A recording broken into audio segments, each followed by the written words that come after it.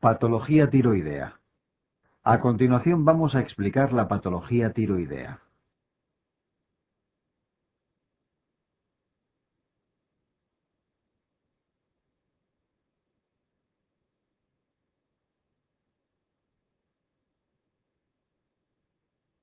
Regulación de las hormonas tiroideas.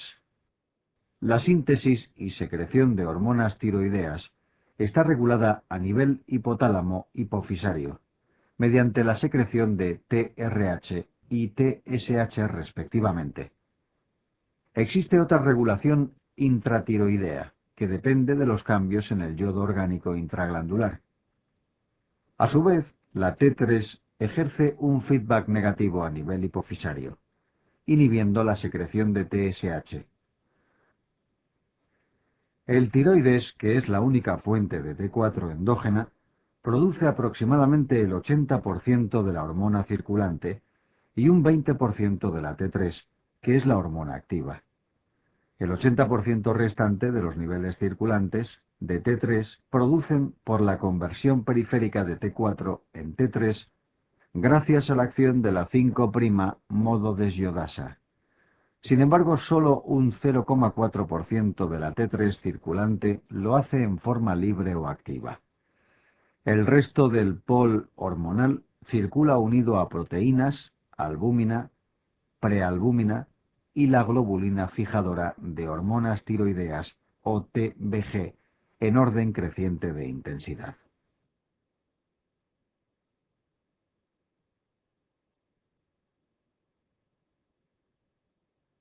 La metabolización de las hormonas tiroideas se realiza fundamentalmente por desyodación de los átomos de yoduro y en segundo lugar por conjugación hepática y su excreción con la bilis.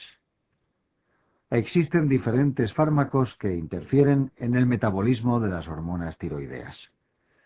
Los corticoides inhiben la secreción de TSH y TRH. El propitiltiouracilo, corticoides, propanolol, yodo y amiodarona bloquean la conversión periférica de T4 en T3.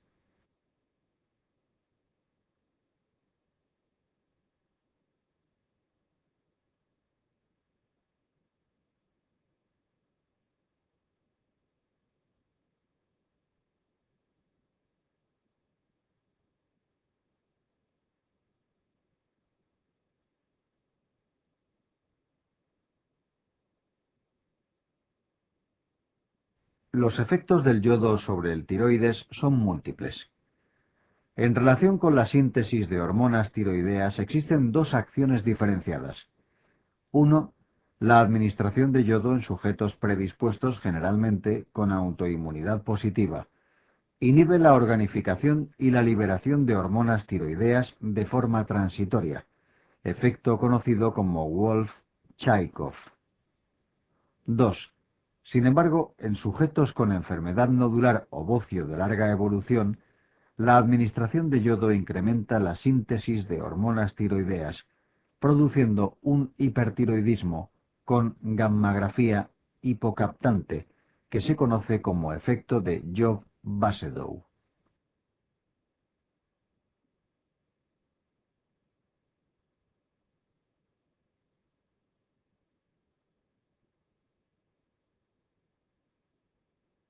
Otras acciones del yodo sobre el metabolismo de las hormonas tiroideas son el bloqueo de la liberación de las mismas desde la glándula tiroidea y el bloqueo de la conversión periférica ya comentado, lo que es aprovechado para el tratamiento de situaciones de hipertiroidismo mediante la administración de contrastes yodados, hipodato sódico y ácido yopanoico o sales de yodo.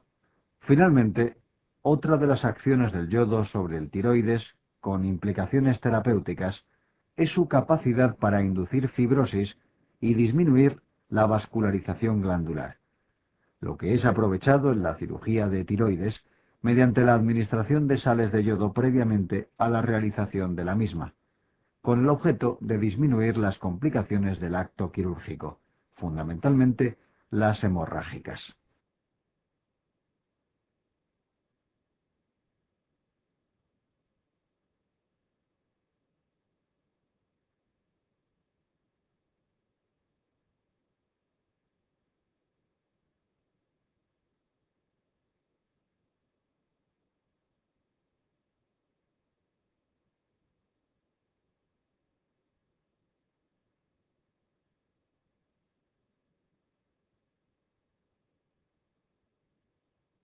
La síntesis de hormonas tiroideas depende de la captación de yodo desde el torrente sanguíneo por parte de las células foliculares de la glándula tiroidea.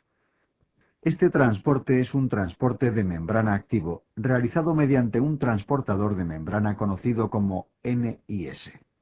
Una vez en el interior celular, el yodo sufre un proceso de organificación dependiente de la peroxidas tiroidea y se une a la tiroglobulina en la interfase célula-coloide, yodándose los residuos tirosilo de esta proteína y dando lugar a la monoyodotirosina y diyodotirosina. La propia peroxidasa tiroidea cataliza el acoplamiento de los residuos yodados de tirosina para formar la T4 y T3.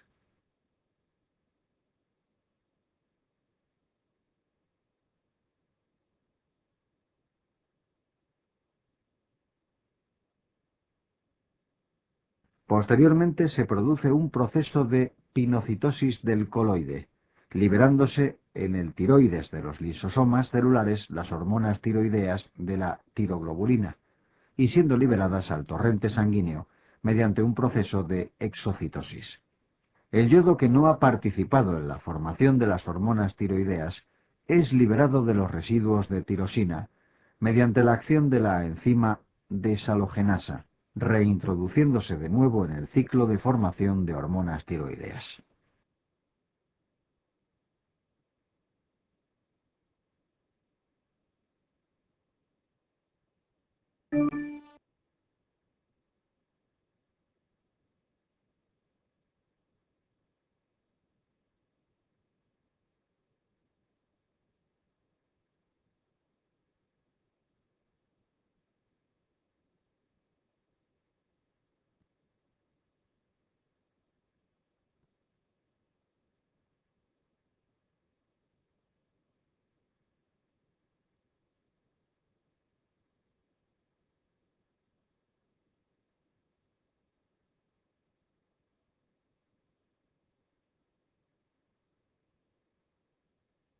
Existen diferentes situaciones fisiológicas o patológicas, así como numerosos fármacos que influyen en la conversión periférica de hormonas tiroideas.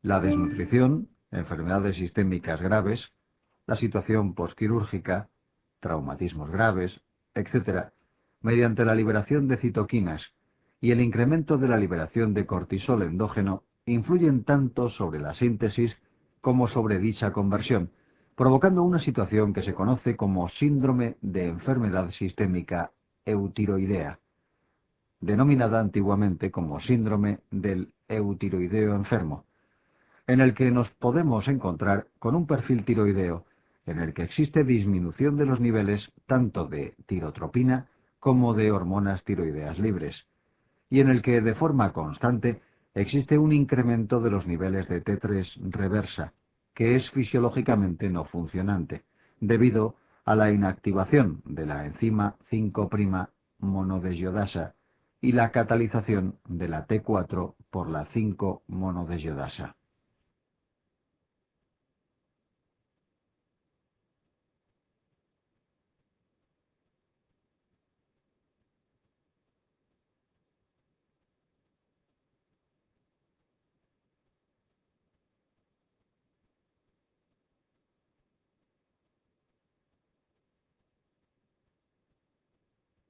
En la actualidad no existe indicación para el tratamiento del síndrome de enfermedad sistémica eutiroidea con hormonas tiroideas.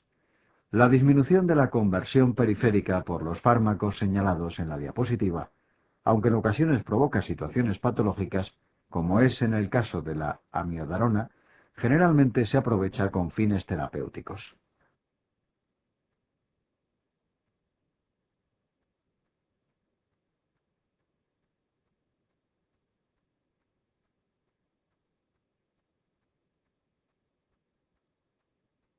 AC antitiroideos. La autoinmunidad tiroidea juega un papel importante en la patología glandular. Aunque existe una importante prevalencia de población sana con autoinmunidad positiva, sobre todo en el sexo femenino, La presencia de anticuerpos se relaciona con tres tipos diferentes de situaciones patológicas. La presencia de anticuerpos antiperoxidasa, que constituyen aproximadamente el 80% de los anticuerpos antimicrosomales, y en menos medida antitiroglobulina, se relacionan con la etiopatogenia de las tiroiditis linfocitarias transitoria y crónica, respectivamente. Sus títulos son más elevados en la enfermedad de Hashimoto.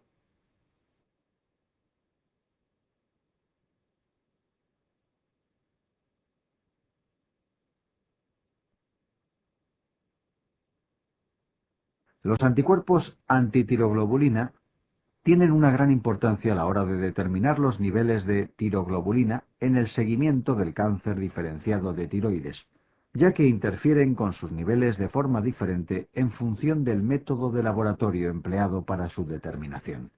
En el caso del radioinmunoensayo, producen falsas elevaciones de los niveles de tiroglobulina, mientras que cuando se utilizan métodos de quimioluminiscencia disminuyen las cifras de tiroglobulina. Por lo tanto, debemos determinar la situación de dichos anticuerpos siempre que se mide la tiroglobulina.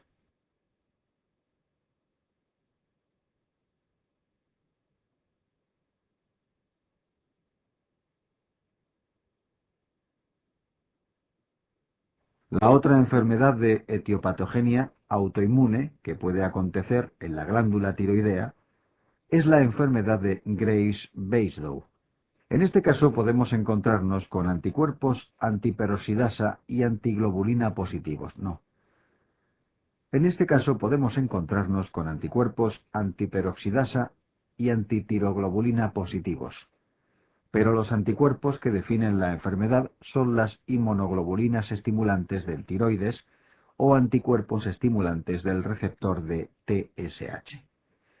Su determinación es de utilidad a la hora de suspender el tratamiento con fármacos antitiroideos, puesto que su negatividad indica una remisión prolongada de la enfermedad, y en el caso de enfermedad de Graves en mujeres embarazadas, puesto que estos anticuerpos atraviesan la placenta y pueden provocar un hipertiroidismo transitorio neonatal.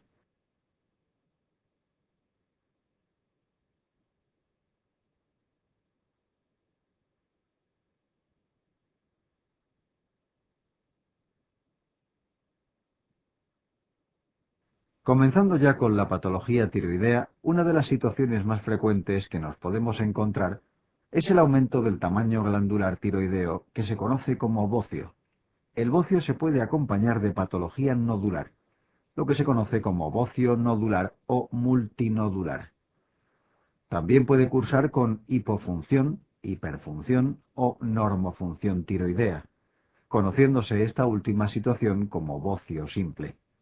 Entre las diferentes causas de aumento del tamaño glandular tiroideo se encuentran el déficit de yodo, que es la etiología más frecuente a nivel mundial, la ingesta de alimentos o fármacos bociógenos, las enfermedades inflamatorias e infiltrativas, entre las que se encuentran las tiroiditis, las alteraciones congénitas que suelen cursar con hipotiroidismo y finalmente la presencia de neoplasias benignas, adenomas, quistes tiroideos o malignas de tiroides.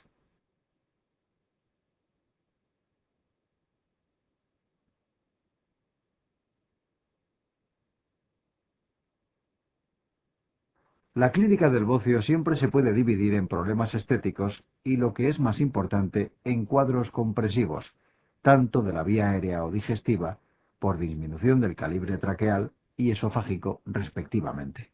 Una exploración clínica que confirma la compresión tiroidea de estructuras vecinas es lo que se conoce como signo de Pemberton, que consiste en la aparición de plétora facial y pérdida de conocimiento tras la elevación de los brazos, y está provocado por la compresión de los vasos laterales del cuello por un bocio de gran tamaño.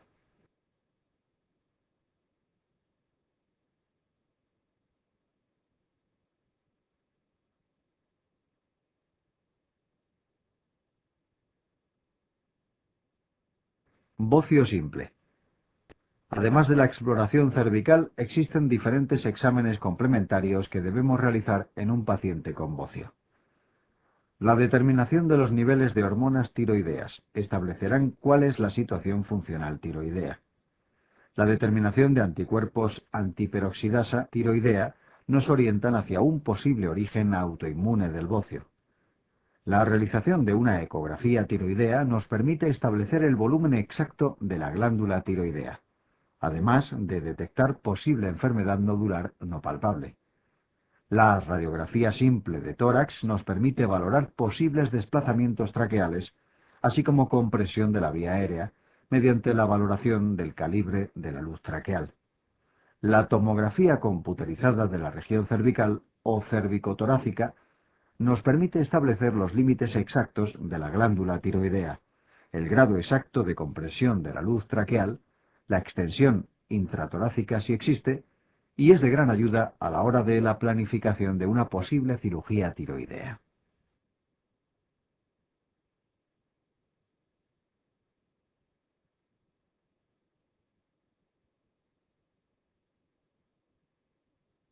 En cuanto al tratamiento del bocio, solamente existen dos indicaciones claras de intervención, que son los problemas estéticos y la existencia de un cuadro compresivo. En relación con las medidas no quirúrgicas, podemos administrar suplementos de yodo en el caso de bocios relacionados con déficit del mismo. Otra opción es la administración de levotiroxina en dosis supresoras, aunque con esta modalidad terapéutica solo vamos a obtener una respuesta satisfactoria en un tercio de los pacientes. Requiere una administración crónica y nos sitúa al paciente en un estado de hipertiroidismo subclínico que puede ser perjudicial para su salud.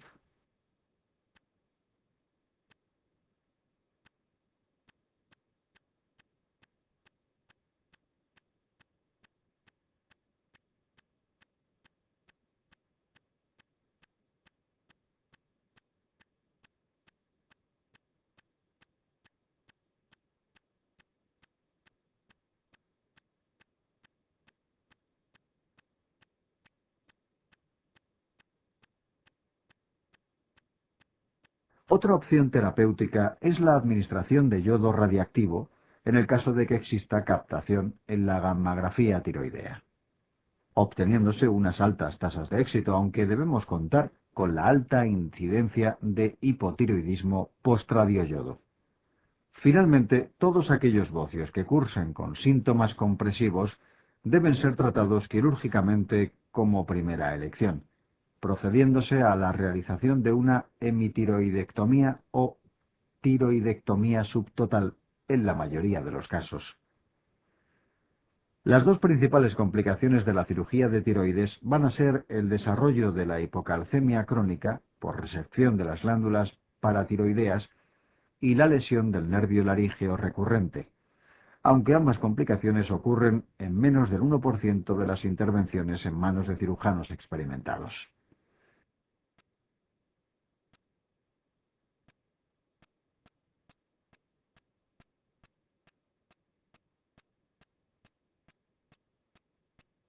Causas de hipotiroidismo. A continuación vamos a comenzar el estudio de la hipofunción tiroidea. Definimos como hipofunción tiroidea un descenso de los niveles de hormonas circulantes libres, fundamentalmente de la T3, que es la que va a ser la responsable de la clínica típica de los pacientes hipotiroideos. Cuando el déficit de hormonas tiroideas se manifiesta desde el nacimiento, se denomina cretinismo, y si no es tratado va a ser responsable de numerosas alteraciones en el desarrollo psicomotor y neurológico de los niños que lo padecen. Afortunadamente, en la actualidad, la administración temprana de levotiroxina, tras la realización de pruebas de despistaje neonatales, mediante la determinación de los niveles de tiropropina en sangre del talón del recién nacido, ha minimizado este problema.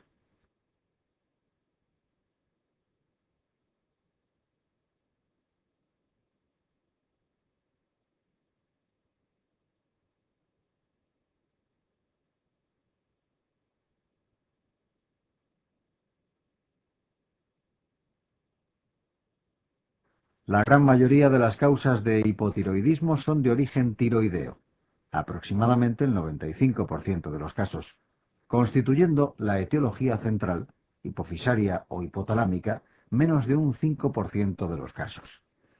La causa más frecuente de hipotiroidismo a nivel mundial es el déficit de yodo, mientras que en los países desarrollados la principal etiología es la autoinmune.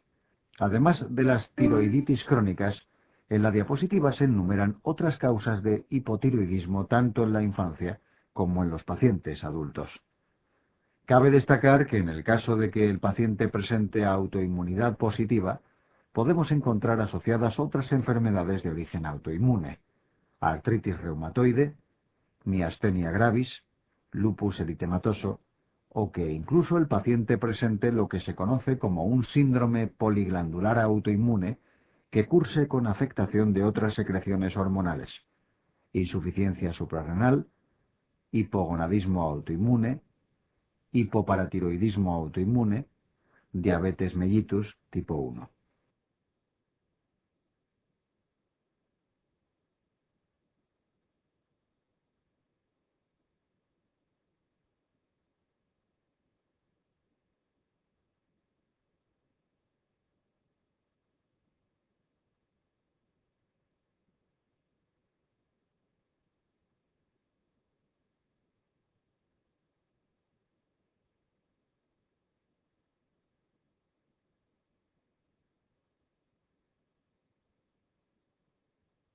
En cuanto a la clínica de los pacientes con hipotiroidismo, debemos recordar que las hormonas tiroideas influyen en la práctica totalidad de los sistemas metabólicos del organismo. Debemos diferenciar el cuadro clínico que acontece en el hipotiroidismo neonatal de los signos y síntomas que aparecen en los pacientes adultos. El hipotiroidismo congénito se manifiesta con ictericia persistente, llanto ronco, estreñimiento, somnolencia y problemas de alimentación. Si no se inicia tratamiento temprano, se desarrolla el cuadro conocido como cretinismo, que se acompaña de retraso del crecimiento con retraso de la edad ósea, macroglosia, rasgos faciales toscos, sequedad de piel, abdomen prominente, retraso de la dentición y retraso mental.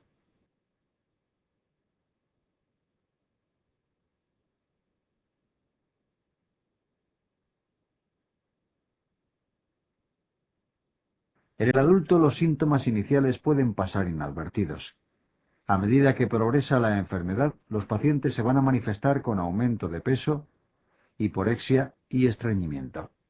Presentan bradisiquia, astenia, voz grave y somnolencia. Podemos encontrar macroglosia, piel seca y pálida, edema palpebral y en miembros inferiores. Son típicos la aparición de derrames pleurales y pericárdicos. El desarrollo de un derrame seroso en el oído medio puede conducir a la aparición de sordera de conducción. Es típica también la caída del vello corporal, la presencia de alteraciones menstruales y el desarrollo del síndrome del túnel del carpo y síndrome de apnea obstructiva del sueño.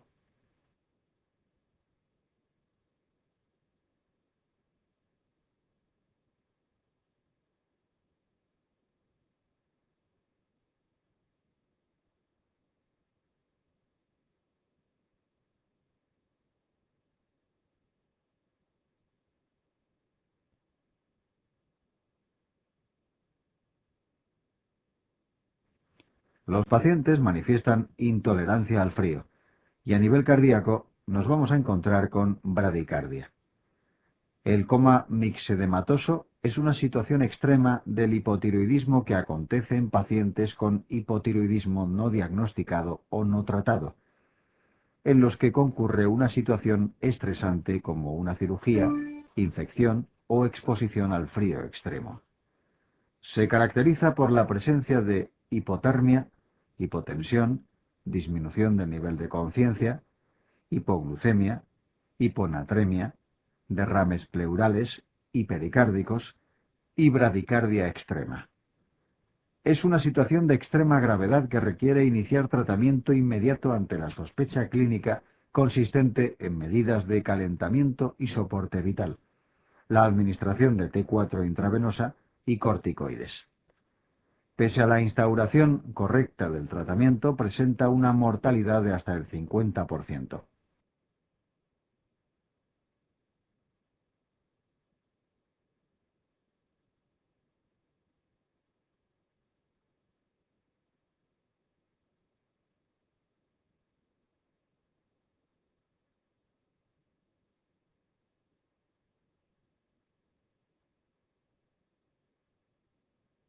Niveles hormonales.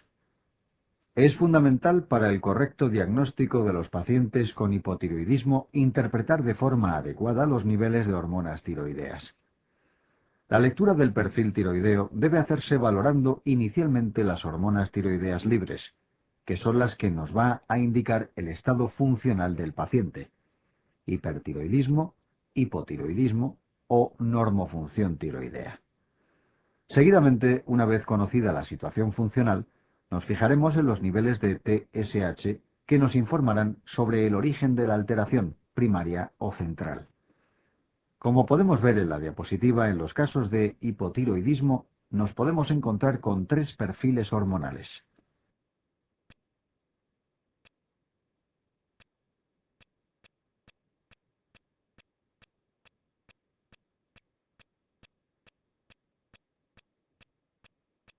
Los pacientes con hipotiroidismo primario presentarán unos niveles disminuidos de T4 y T3 no unidas a proteínas, que se acompaña de una elevación de los niveles de TSH en un intento de la hipófisis de compensar de la hipofunción de la glándula tiroidea.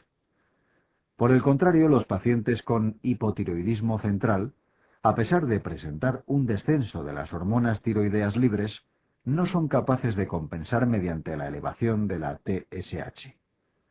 En los casos de hipotiroidismo central debemos establecer un diagnóstico diferencial con el ya comentado síndrome de enfermedad sistémica eutiroidea, que realizaremos en función de la situación clínica del paciente.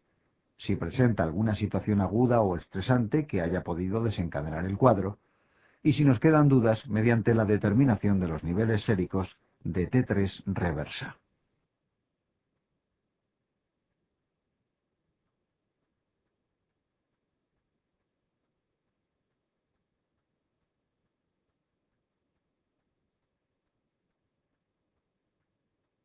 Finalmente, comentar la situación conocida como hipotiroidismo subclínico, que se define con la normalidad en los niveles de hormonas tiroideas libres, junto con la elevación de la tirotropina.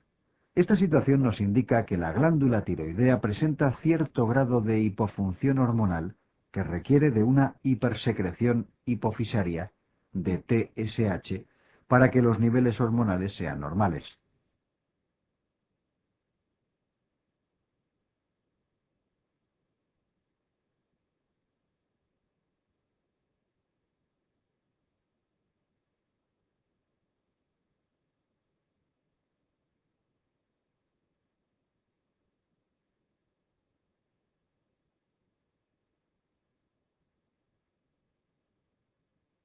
D de hipotiroidismo. A nivel clínico y analítico podemos encontrar numerosas diferencias entre los pacientes con hipotiroidismo primario y central.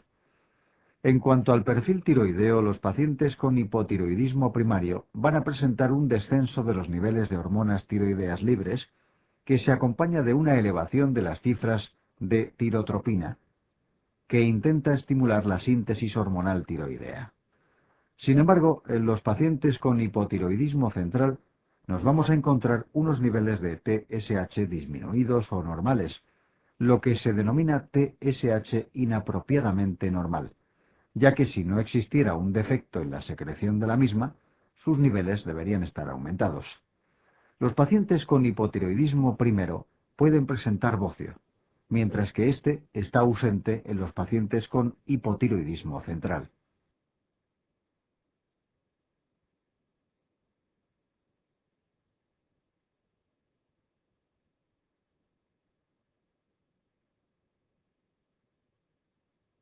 Las hormonas tiroideas intervienen en el metabolismo del colesterol y sus niveles se van a encontrar aumentados en los pacientes con hipotiroidismo. Sin embargo, los pacientes con un origen central no suelen desarrollar esta alteración debido a que el tiempo de evolución de la enfermedad suele ser bastante inferior a los casos de origen primario. Los pacientes con hipotiroidismo central presentan en la mayoría de las ocasiones otros déficits hormonales hipofisarios y por lo tanto se acompañarán de clínica relacionada con las otras hipofunciones asociadas. Finalmente, el seguimiento del tratamiento sustitutivo lo debemos realizar en los pacientes con hipotiroidismo primario mediante la determinación de los niveles plasmáticos de TSH, y en los pacientes con hipotiroidismo central, mediante las cifras de T4 libre circulante.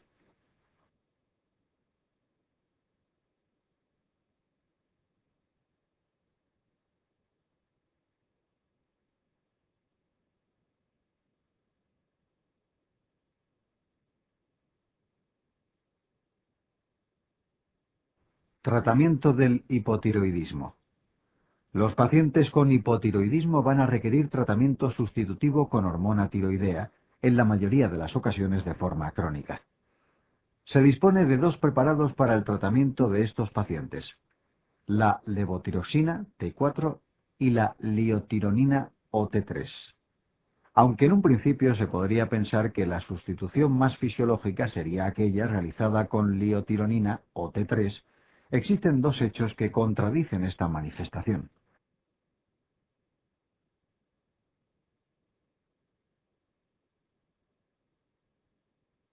En primer lugar, en ningún ensayo clínico de pacientes tratados con levotiroxina frente a la liotironina o combinaciones de ambas, se ha demostrado ninguna ventaja clínica ni metabólica del tratamiento con T3. Además, la vida media de la liotironina es de pocas horas, requiriendo de la ingesta de 3-4 comprimidos al día, con el objeto de conseguir una situación de eutiroidismo, mientras que la levotiroxina tiene una vida media de hasta 36 horas, lo que permite una única administración diaria. Por lo tanto, el tratamiento sustitutivo del hipotiroidismo se realiza de forma universal con levotiroxina, con una dosis media para conseguir una situación de normofunción hormonal de aproximadamente 1,7 microgramos kilogramo de peso día.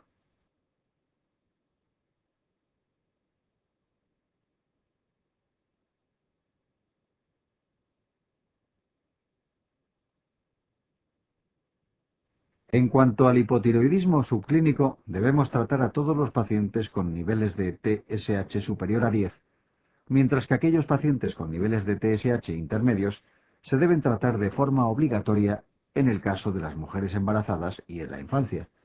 Y es recomendable, pero no obligatorio, tratar a aquellos pacientes que presenten anticuerpos antitiroideos positivos, bocio, dislipemia, obesidad o alteraciones menstruales. Finalmente, no debemos tratar a pacientes con TSH entre 5 y 10 de edad avanzada o cardiópatas, puesto que la administración de levotiroxina en estos casos se puede acompañar de mayores perjuicios que beneficios.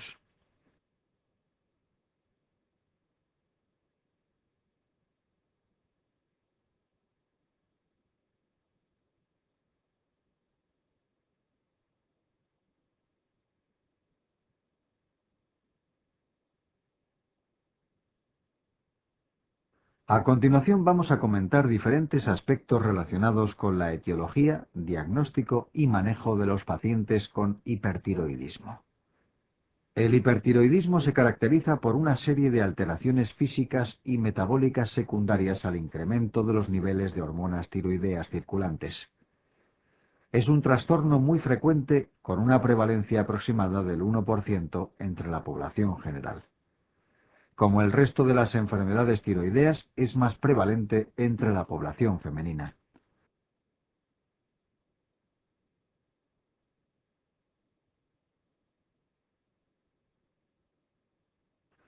La causa más frecuente en la población joven es la enfermedad de Graves-Basedow, que es una entidad de origen autoinmune, en la que aparecen inmunoglobulinas que actúan sobre el receptor de TSH de la glándula tiroidea, estimulando la síntesis y secreción de hormonas.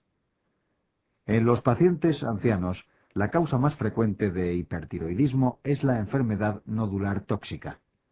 Entre las diferentes manifestaciones del hipertiroidismo nos encontramos la activación del sistema cardiovascular, con taquicardia, que en la anamnesis se manifiesta como palpitaciones y arritmias de predominio supraventricular.